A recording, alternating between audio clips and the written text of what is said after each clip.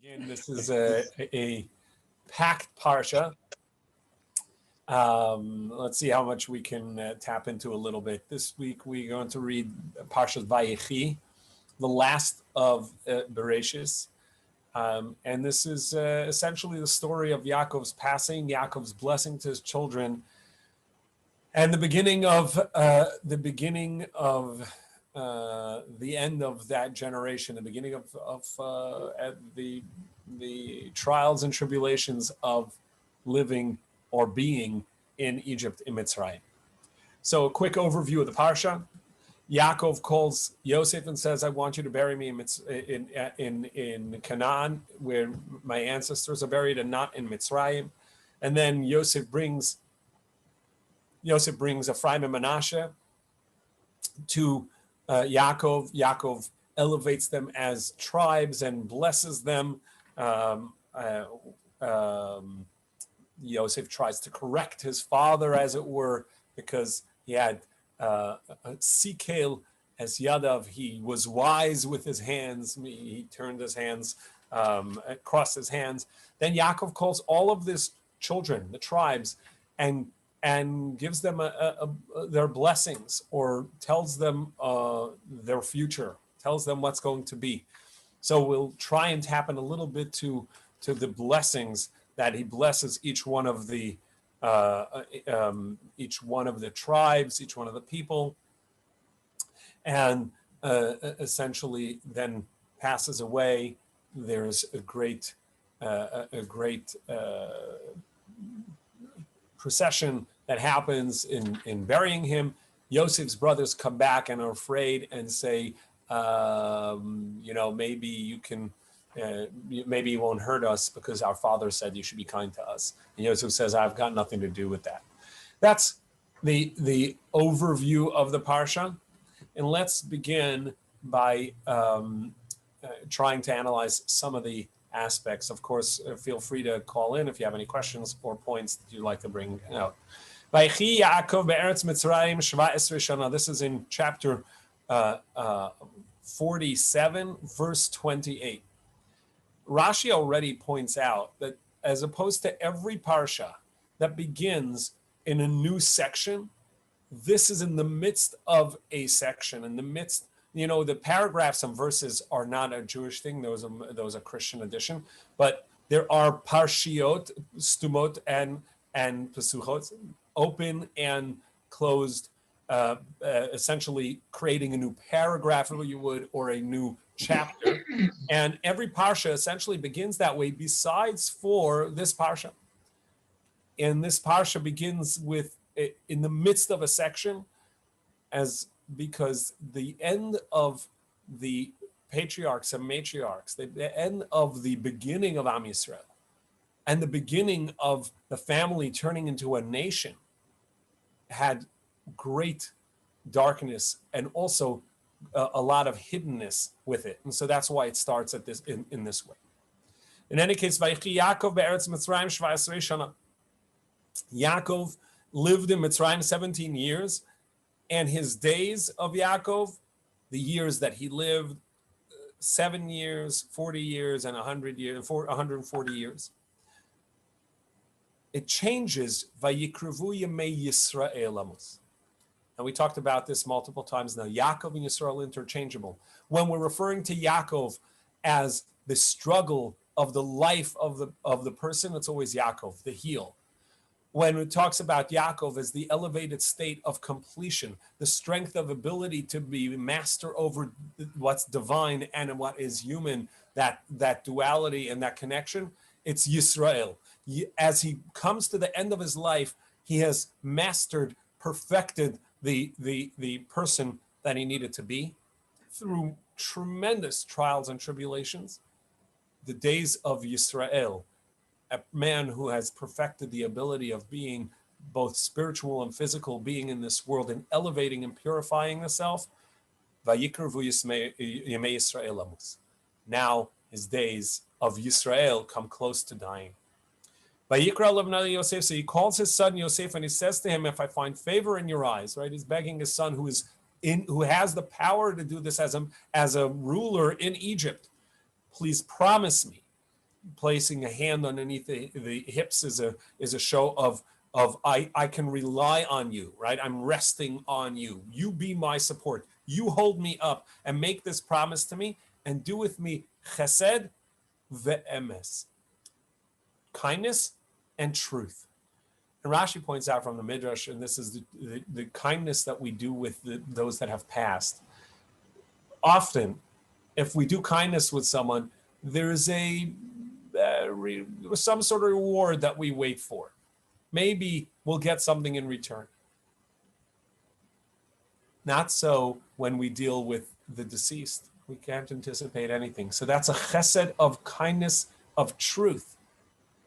Oh, solely for the kindness, because obviously this deceased person cannot pay us back for that goodness. But there's more than that. It doesn't just say a kindness of truth, but a kindness and truth. There's a certain element of truth that he would like for Yosef to understand in this request as well. And the request is, do not bury me in Egypt. He doesn't start with the request, take me to my ancestral burial place. His first point is, Al titbareni b'Mitzrayim, do not bury me in Egypt. Egypt has an antithetical view of death than we have. And Yaakov wants Yosef to understand that emet, that future, that truth. To the Egyptians, the reason they mummified everybody and essentially deified it and turned it into these shrines is because the body was the ultimate of the human. We talked about this a couple of weeks ago, that in Egypt, nature was what was deified. The Nile in its systematic coming up and down and bringing life to the land. The human, the body, that is what must be kept alive. So if they die, we must keep the body alive. Not so to the Jew. To the Jew, it's the spirit, it's the nefesh, it is the soul of the human that continues living. And we respect and bury the body as the clothing, as the vessel of that soul. But it's the soul that is ultimately what is kept alive. And so, do not bury me, Mitzrayim is the first, because it is important to have that distinction. Yaakov says, I will not remain alive in body, embalmed and kept in place, but rather I will be kept alive by my soul continuing. And so therefore I must be taken out of Egypt. And then in verse 30, he comes to, I want to be buried near my ancestors.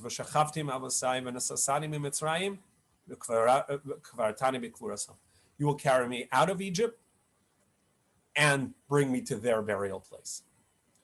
And Yosef says, Anochi e'esek dvarecha, I myself will do it. Not only, sure, I'm a leader, I'll see to it. Anochi e'esek dvarecha, I as an individual will do it for you.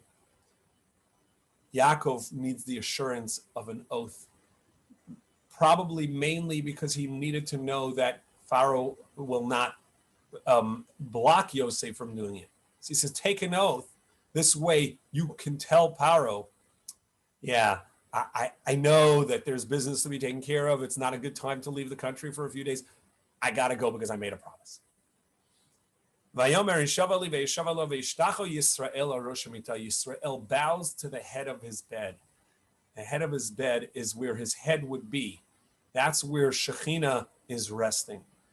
Yaakov now turns to God and thanks him for having a life of so many trials and so many tribulations, so much difficulty, but ultimately the prophecies and the blessing of having Yosef, the leader of the world essentially, as his son to do and understand and pass on and be. And we'll talk a little bit, hopefully we'll get to the blessing of Yosef. We'll see some of what this blessing meant to Yaakov. Okay, so that's the visit of Yosef to promise to bury Yaakov or Yisrael really in his ancestral burial place and not in Egypt. And sometime later, and we begin chapter 48. And sometime later, it was told to Yosef, your father is ailing. And he took his two sons, with him, Manasseh and Ephraim. He took them as individuals. He took his two sons, Manasseh and Ephraim. He took his two sons. He took Manasseh and he took Ephraim as individuals, as Manasseh and Ephraim. And it was told to Yaakov, behold, your son Yosef is coming. Yaakov was ill, so his name is Yaakov. Look at the end of that verse 2. Vayitzchazek Yisrael vayeshev al mitah. And Yisrael became strong and sat up in the bed. Again, pointing this point that we've seen so often. Yaakov, when he's weak, when there's struggles, the strength when he's fulfilling, it's Yisrael. So yet it was told to Yaakov, who was ill, Yosef is coming, and he strengthened himself and lifted himself and brought him up to that point of that he sat up in bed, and he is therefore called Yisrael. Vayom Yaakov el Yosef, and Yaakov says to Yosef as Yosef comes in, the God, the master of the world, who put everything in its place, Shaddai, who said to everything, enough, its place is where it is, who defined the place of each person, each thing, each nation, each family, each individual, said to me in Luz, at the core point of the universe, where the temple is going to be, where our family became a family because I put up a stone after having seen the dream of the ladder and the angels. I put a stone and said, this stone is the cornerstone of our family. There, on the return from Haran, from Lavan's house, I had another vision, and Hashem said to me there, you will have a nation and a family of nations come from you. Now I had another child, Binyamin, that's one. But where are the other two? Your children, Ephraim and Manasseh, are the fulfillment of that prophecy, that they too should be a part of the tribes of Am Yisrael. Verse 5, and now, your two sons who were born to you in Egypt, before I came to you, lihem, they are to me, they are mine. They are like Reuven and Shimon. They are just one of the tribes. Ephraim and Manasseh, Reuven and Shimon yearly. And he begins here by calling Ephraim before Manasseh. And we'll see more about that. Ephraim and Manasseh, Reuven and Shimon yearly. They shall be to me like Reuven and Shimon. They are one of the tribes. And the number 12. Now, the Maharal, we talked about numbers a couple of weeks ago, and we talked about Hanukkah being 8, and we talked about 5 and 6 and 7 and 10. The Maharal points out that the number 12 is actually the three-dimensional cube has 12 lines for each one of its sides. And that is the definition of a complete structure. The nation of Am Yisrael, which is supposed to influence and be a light to every aspect of the universe or to every aspect of the world, that's the number 12. And so if Levi being designated as the priestly tribe and therefore does not have land, that is not counted amongst the tribes, your two sons will make up that 12. Your two sons will be the completion of that unit that becomes the spherical or the cubical, the complete, all sides, three-dimensional Am Yisrael. And now he brings up the passing of Rachel. And it seems very odd. Rashi has a version, Ramban has a version of what it is that he's doing here. Either way, he brings up the death of Rachel as a part of understanding and explaining the Am Yisrael, the nation of Yisrael, that he's about to give everybody their blessing and their place within this all this multidimensional people. Verse 7, Va'ani bevo'i mipadan, and I, as I came from Padan Aram, Mesa alai Rachel, Rachel, your mother, my beloved wife, died. And when she died, it was upon me. She died to me. Be'eretz Canaan, we were already in Canaan. B'derech, we were on the way. We were in the midst of travel. Ba'od kivras haaretz lavo efrasa, we were not very far from the burial place of my parents and my grandparents, the Ma'aras HaMachpelah, the double cave, and yet I buried her there on the path. I didn't take her in to Ephras, to where her burial place is. And today we know the burial place of Rachel and the burial place of Avram, Yitzchak, Yaakov, Sarah, Rivka, Leah. They're really close to each other. They're very close, and yet he didn't take them to that place. He didn't take her to that place. And Rashi points out from the Midrash, he's telling Yosef something that only he can understand at this point, because he raised children in exile. He raised Ephraim and Manasseh in exile, and they know the difficulty. That's the journey, Baderech. They are on the path. They are not settled at home. Your brothers all had settled homes. They raised a family in Canaan. But you have these two children that you raised in a faraway land, in a different culture, and maintained who you are. That is the strength of Rachel. The ability to be in the physical world and maintain the strength of kedusha, of holiness and direction, and understanding who they are. And so that's why in mentioning Ephraim and Manasseh, he says, the children that were born to you in the land of Mitzrayim, they were born to you in a foreign place, in a place that was oppositional and different to who they were, to who we are as a people. And you did not assimilate, and they did not assimilate, maintaining the very essence of what it is to be a Jew, the very essence of what it is to be Yisrael, to live in a physical world, but to be guided and to master that physical world with the spirituality that comes from above.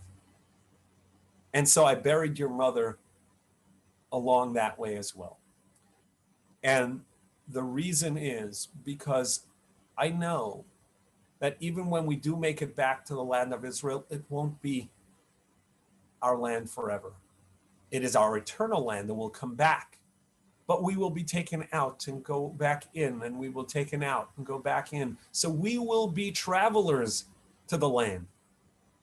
And so I buried your mother on the path so that she can be their mother, guiding them as they are taken out into exile. And they will pray at her tombstone. And she will be there, as the verse says, a voice calls out in heaven. Rachel cries for her children. And the heavenly voice responds to Rachel, V'shavu banim ligvulam, your children will come back to their borders. V'shavu banim ligvulam. And that's why I buried your mother at this place. It's a very powerful teaching in Rashi from the Midrash on these verses, and why he mentions, I was on the way and I buried her on the way, because you will get this. This is why I bless your children to be part of the tribes of Am Yisrael. They are needed in Am Yisrael because they are exile children.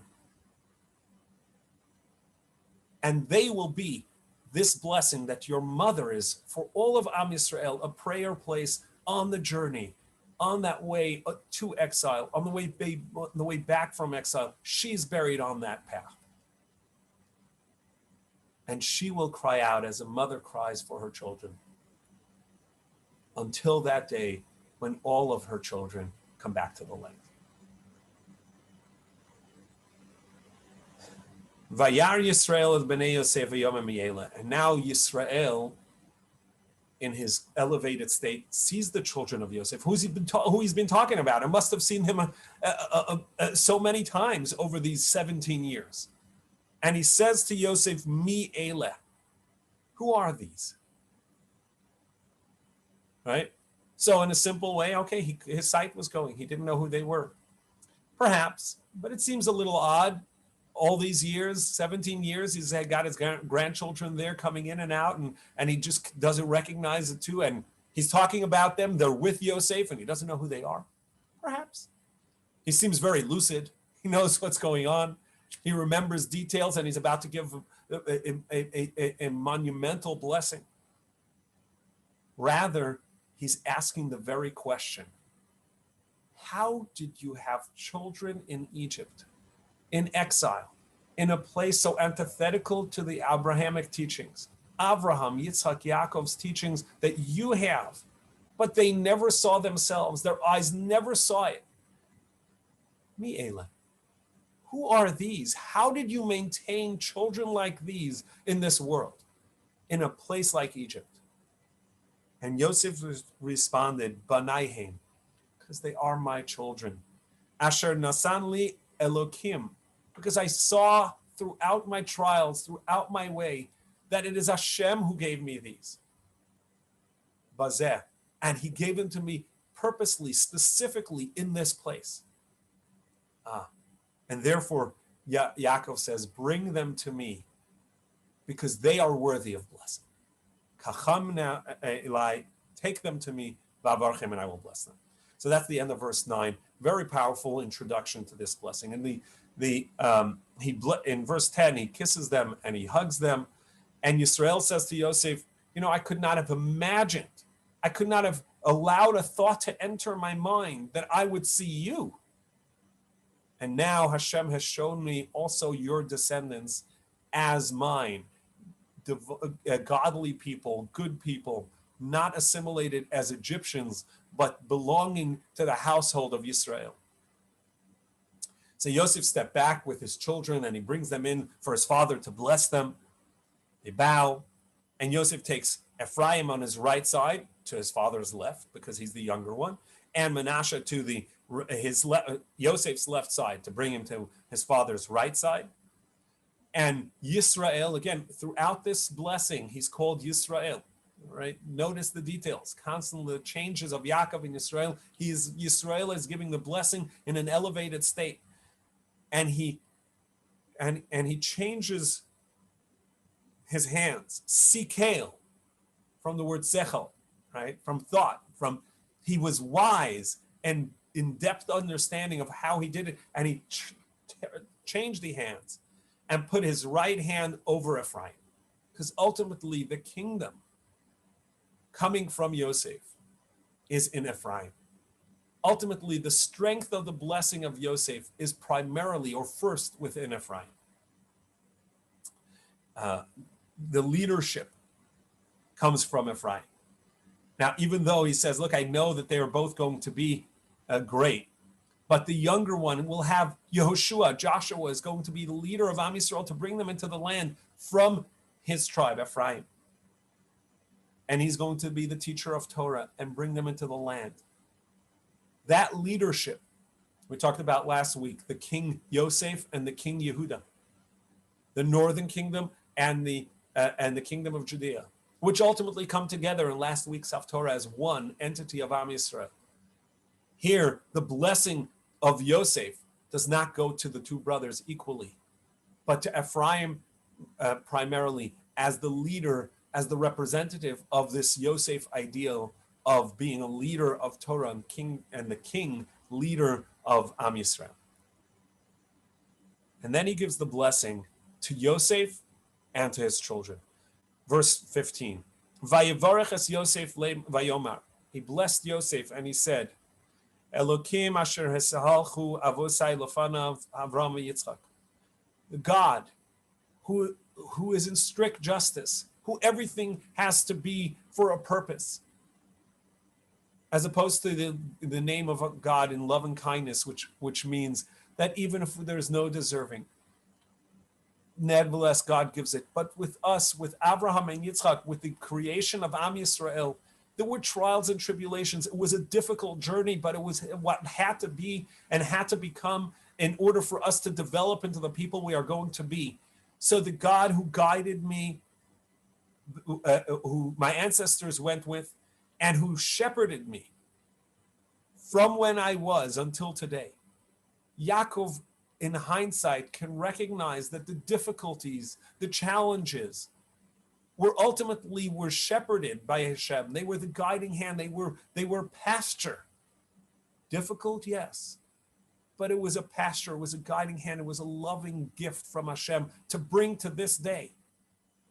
Yosef could not have attained the leadership that he had, could not obtain the strength of character that he had without the trials and tribulations. Yaakov could not have become Yisrael, the person he is today, mastering the difficulties of being human, spiritual, and physical in one, without those trials and tribulations. So he says, Elokim, it is that spiritual guidance from Hashem that shepherded us through these trials and tribulations, placing these difficulties in our way so that we can grow from them.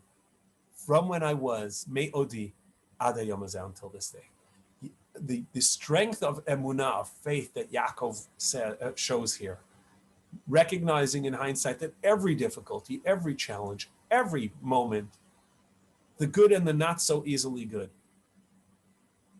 were all the blessing and the shepherding of Hashem. And now he gives a blessing, which we are familiar with, but there's a challenge because he evokes an angel, Malach. What does that mean? Are we not directly connected and blessed from Hashem?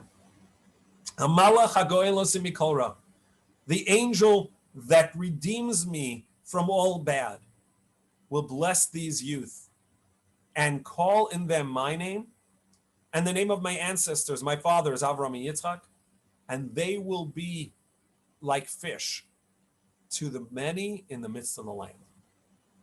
So the blessing is clear that they will hold the name of Avraham, Yitzchak, and Yisrael, and that they will become plenty and stay together without the eyes of others that can break them apart.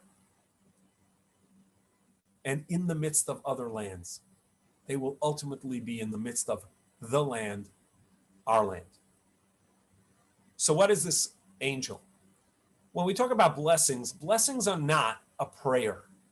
A prayer is a request, a direct connection to Hashem saying, please, shepherd of the world, shepherd me too through this. That's a tefillah. A bracha is the work done in this world at being successful. That's what bracha is. Bracha is the success within this world. Everything we do in this world, unless it's miraculous, is through a malach, an angel.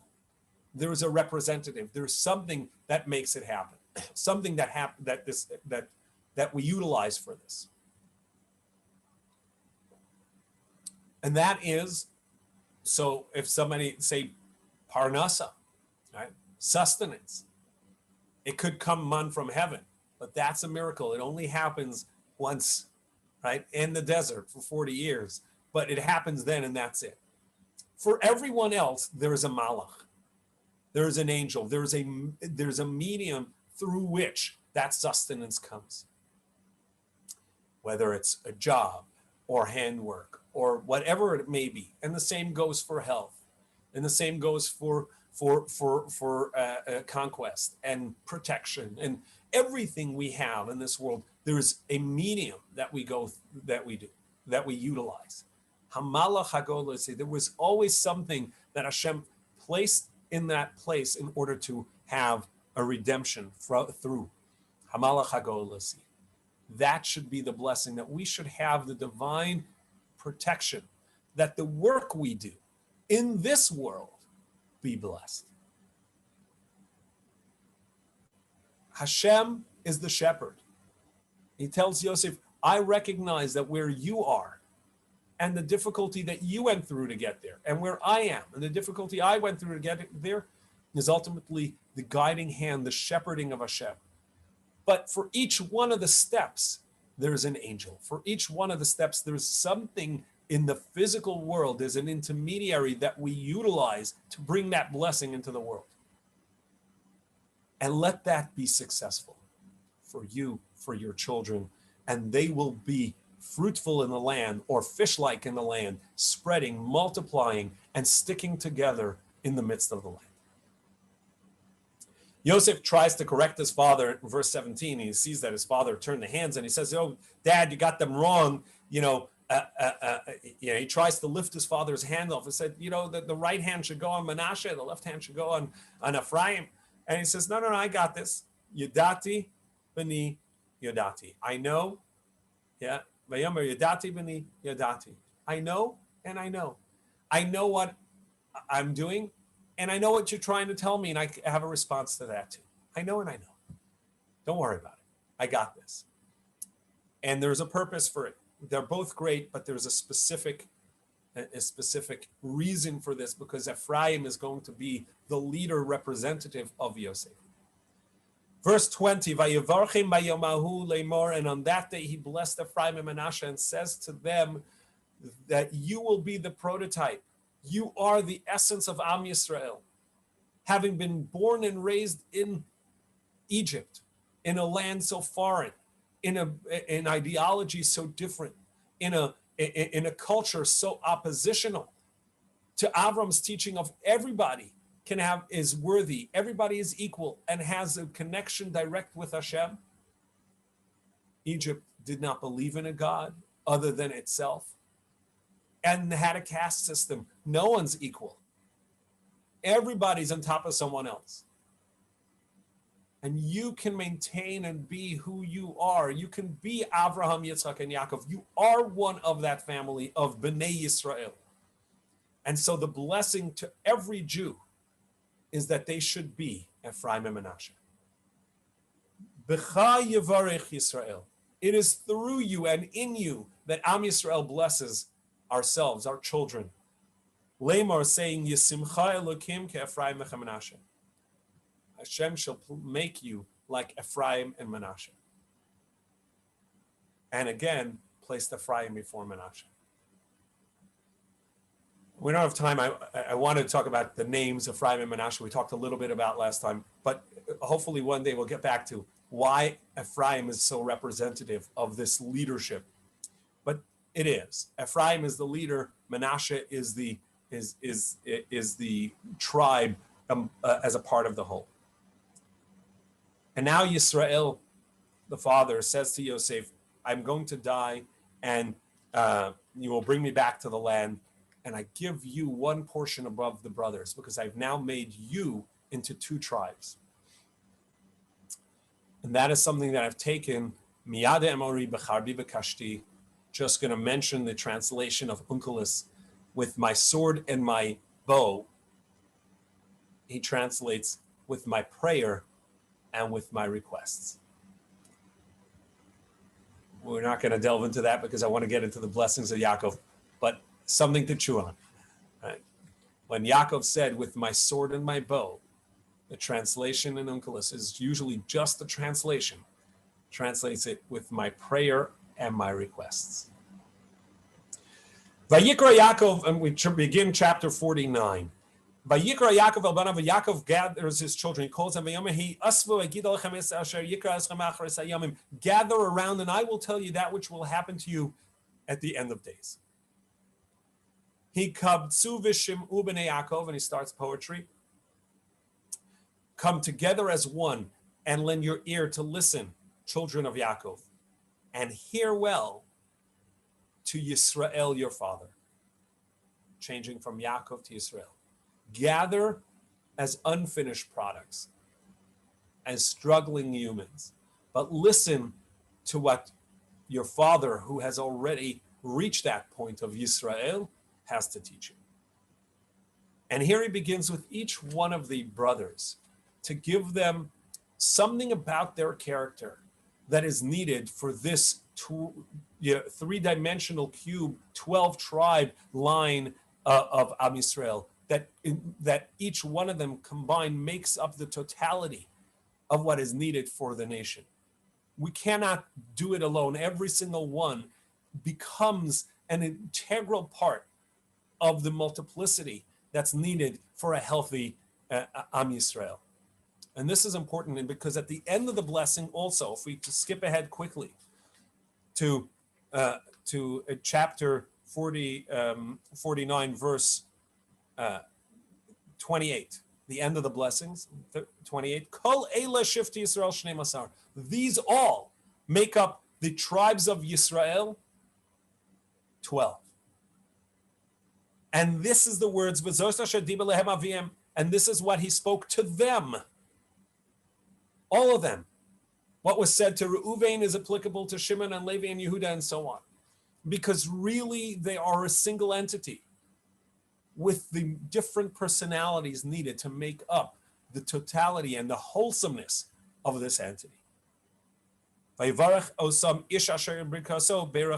he blessed them, each person according to each individual's blessing, he blessed them all. Because the blessing for all is when each person has the ability to thrive in who they are. The beginning of the blessing and the end of the blessing teaches that you know what your contribution to this peoplehood is, to this nation, and by that, to the entire world, because you 12 make up Or Lagoyim. You make up a light unto all the nations. And the purpose of this world is to perfect not only us ourselves, but to perfect ourselves so that the world becomes a perfected place.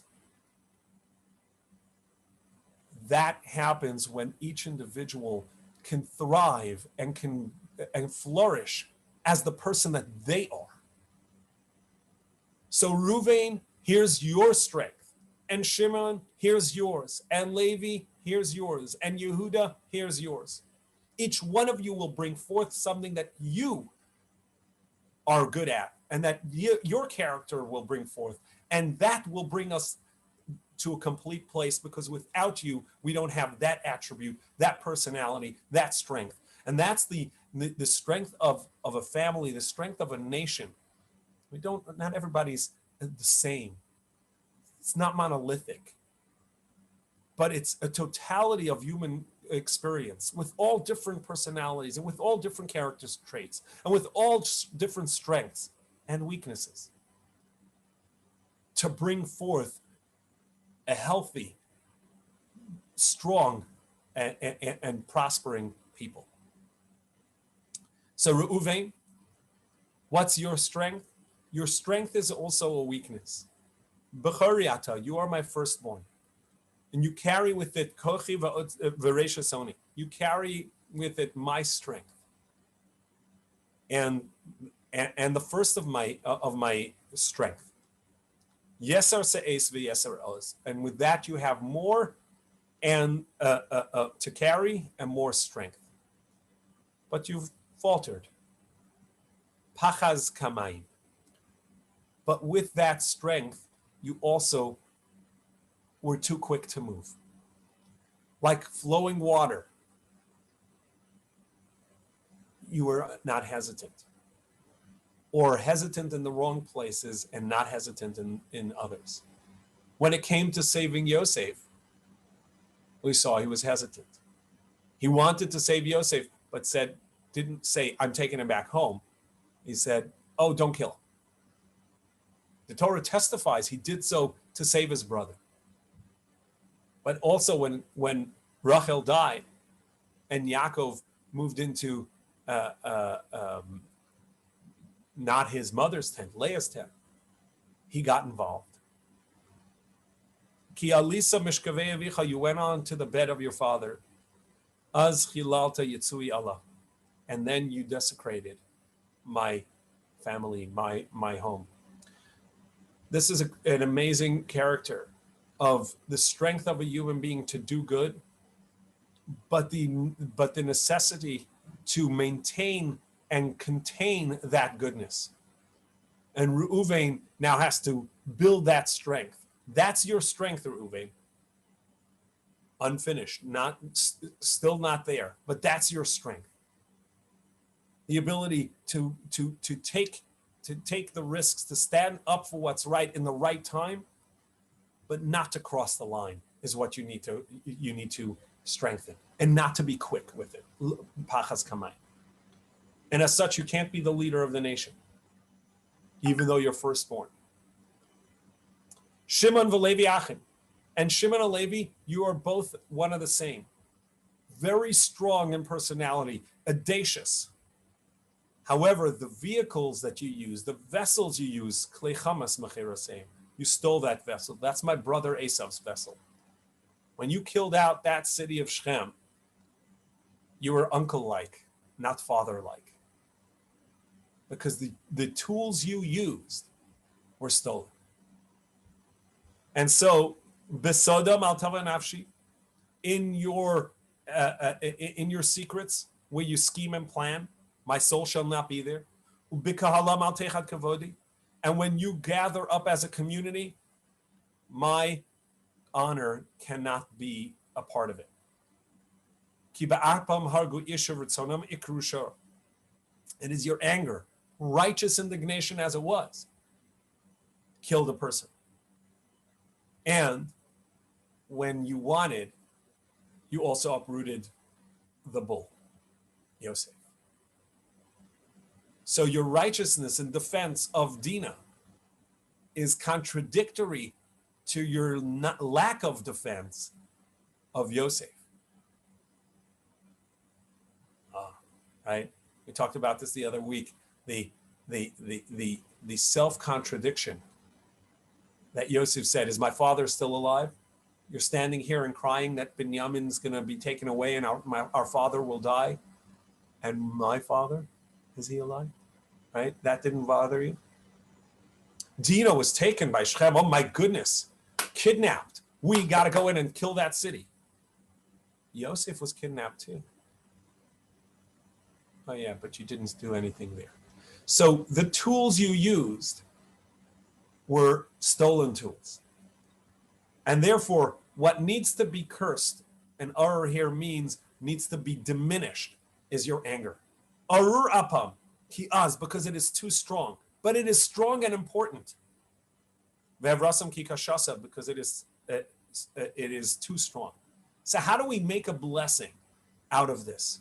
How does this turn out to be a good character trait that's needed? Because we do need audaciousness. We do need strength. We need someone who can stand up with righteous indignation, but not use the tools that aren't ours. Not use swords and killing, which isn't our way. Achal kem b'Yaakov. So I must separate Shimon and Levi. Levi, your strength, your indignation, your vigilance, and strength of character is going to be dedicated to being the priests, the leaders within the service. And Shimon, you are going to be spread amongst the people, and you will have the ability to use that strength of courage to inspire others to courage. But you will not have the strength of unity of Shimon and Levi together to scheme and use the sword when that comes to be. Again, utilizing the strength within a character. No character is inherently evil, only the misuse of that character. Anger is appropriate when it's appropriate. Right? Being audacious is appropriate when it's appropriate. And so with Reuven and Shimon and Levi, he says you have the right tools and characteristics, but it must be diminished into the place and appropriateness that it can be done, that you can properly use it. Verse 8 in chapter 49. Now he speaks to Yahudah. The characteristic of leadership, different than Yosef. As we'll see, Yosef's characteristic is one of completeness and wholesomeness. Yahudah, it's through understanding and through acknowledgement of these difficulties that Reuven, Shimon, and Levi, and Yahudah too. But Yahudah is the one to acknowledge and work towards fixing. Yehuda ata yaducha achecha. You admitted to your brothers when you made a mistake. Like from the word hodeh, to acknowledge. You acknowledged, and therefore your brothers will acknowledge you as their leader. Yadcha ba'oref oyevecha, you will be the one to fight for your people, v'yishtachav l'chu b'nei imecha, and ultimately all your brethren will bow to you. Gur aryeh, a young lion, a strong lion. Yehudah. Miteref beni. Two ways of reading this. Miteref beni, from the tearing apart of my son, which Yahudah initiated, killing Yosef, selling him off. Alisa, you ultimately elevated yourself, got yourself to a place of fixing that by standing up for Binyamin and fixing the mistakes that ultimately brought you to stand up to Yosef and take responsibility. Or miteref, from destruction, beni, as my son, Alisa, you were able to elevate yourself. You can therefore sit like a lion laying on the ground because no one can get you up. No one can stir a lion. A lion sits in peace while all other animals have to look around which predators are around them. The lion sits in peace. And therefore, there will not, the staff of leadership will not leave the tribe of Judah, and the lawgiver, the lawmaker from his descendants. Ad ki yavo Shiloh v'lo yikasamim, until the day that Mashiach comes, to which all the nations will seek. And here there's poetry. I mean, all this is poetry, but there's poetry that needs a lot of an explanation. We'll just read the basic words. Osri la gefen iro v'lasareka b'nei asono. You bind your donkeys to the vines of the vineyard. Ki beis bayayin levusho. You wash your clothing in wine, a sign of great wealth, where you don't wash in water, you wash with wine. And ubedama navim suso, and the blood of grapes, right, is ultimately the shine and glear. And chachlili einayim miyayin uleven shinayim mechalav. Your eyes are glistening from wine, and the great whiteness of your teeth is from milk, or it is more so than wine and milk. In any case, the plenty of blessing that comes on account of the goodness and the leadership, and ultimately the ability to see one's own mistakes and acknowledge them and grow from them. The characteristic of Yahudah in leadership, the characteristic of Yahudah as being the kings of Am Yisrael and the Davidian line all the way down to Mashiach, is on account of this idea that you're not perfect in the faults of a person, but you are perfect in the ability to acknowledge, to admit, and to grow from. Our leaders are not infallible. Our leaders are great because they are fallible and get up and grow, not in spite of their mistakes, but through and because of these mistakes. And we talked about this in Tehillim. We talked about this many times. And this is the sparkling of wine and the whiteness of teeth.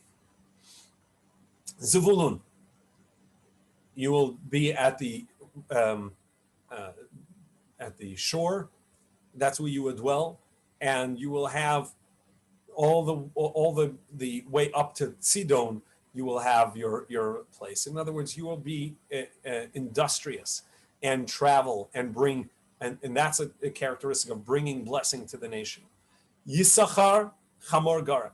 You're like a strong donkey made of stone, made of bone.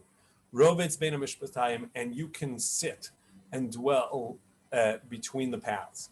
Yisachar took upon themselves the strength of teaching Torah to all of Am Yisrael.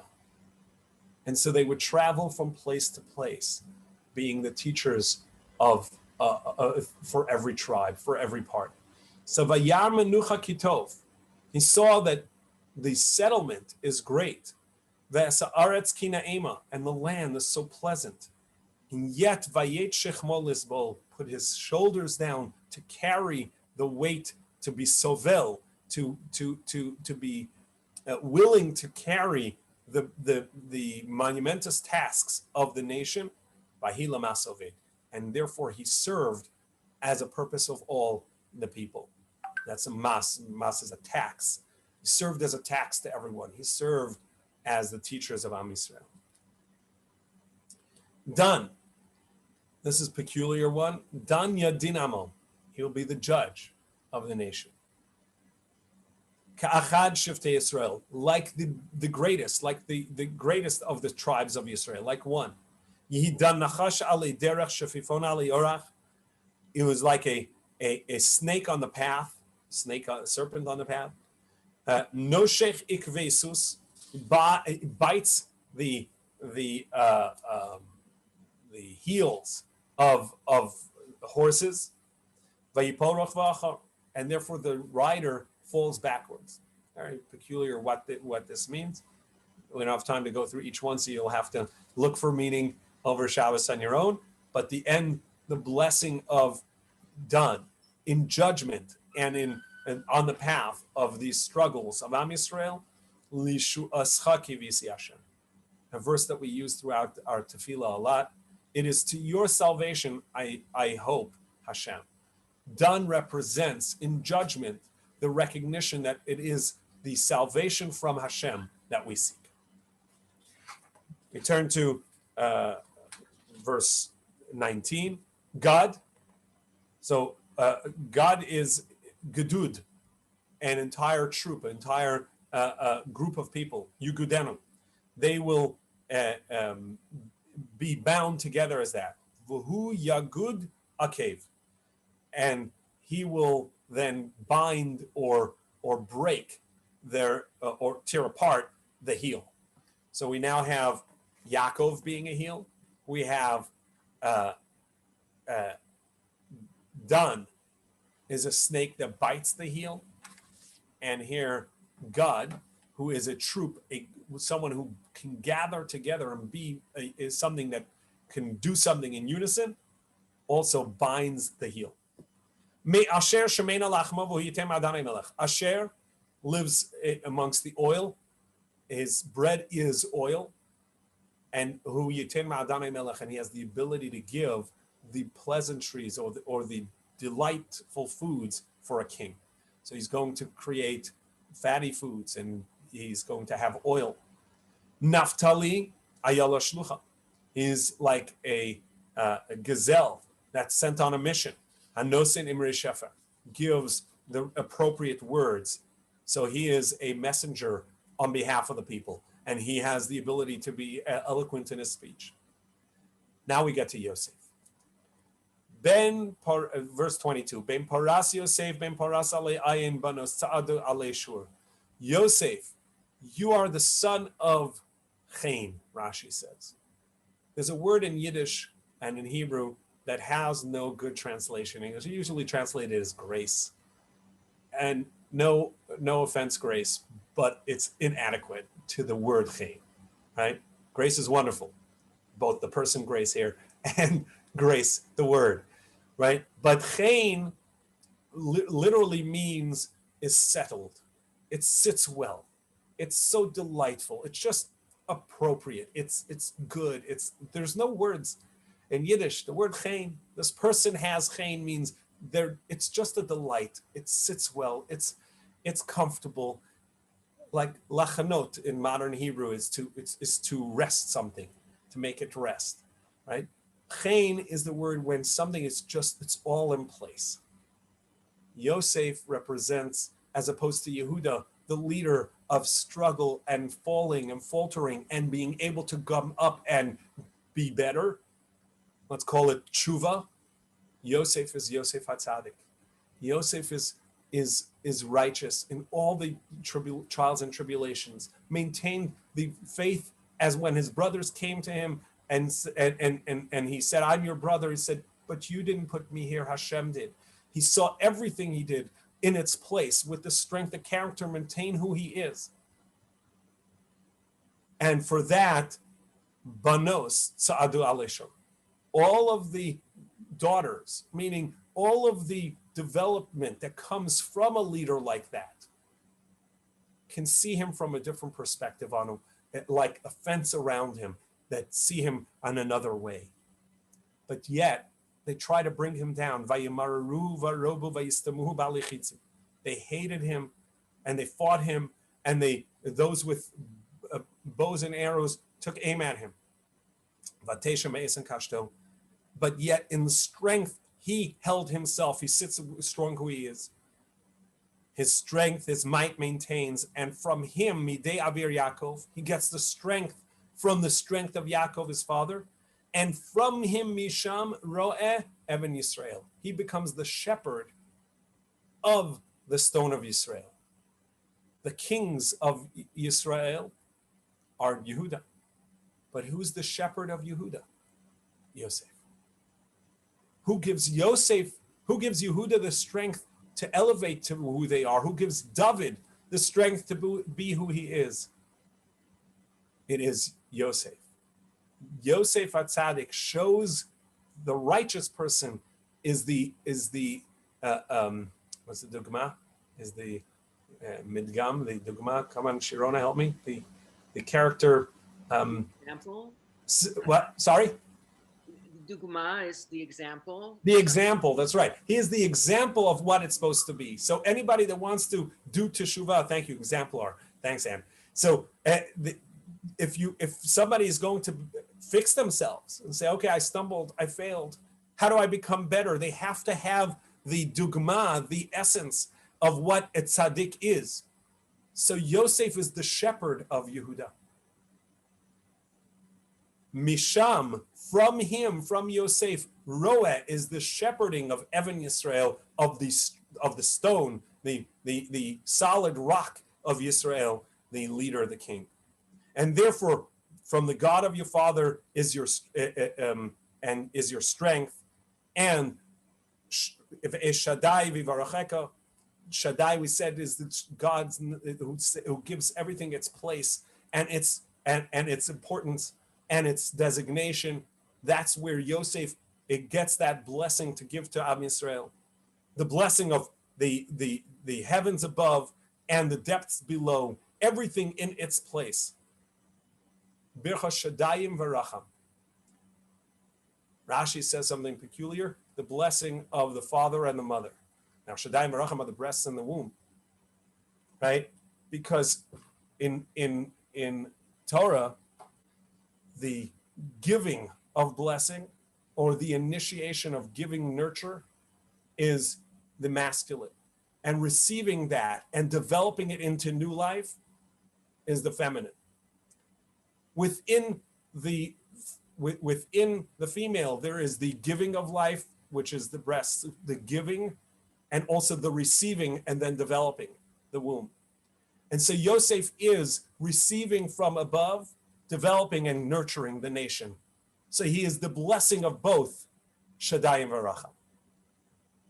And therefore your blessing, Birchas Avicha Gavra Birchas Horai, the blessing that your father gives you, meaning what I give to you, Yosef, to be in place of the tzaddik, to be that exemplar of what it means to be the perfection of Avram, Yitzchak, Yaakov, Moshe, and Sarah, Rivka, Rachel, and Leah. That development to be the leader of Am Yisrael, that blessing is greater than the blessings that your fathers got. To the desire of the height of the world, to be the head of Yosef and to be the crown of all his brothers. Binyamin, you are a wolf. In the morning, you eat, and in the evening, you can give that out to others as well. Binyamin is another example of complete strength in imperfection. These are the blessings to all the tribes of Am Yisrael.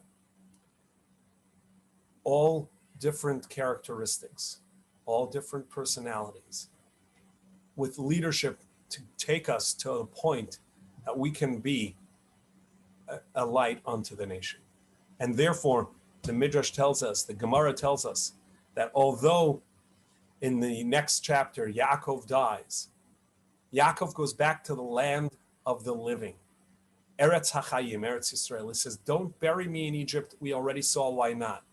But bury me in Eretz Yisrael because that's the land of the living.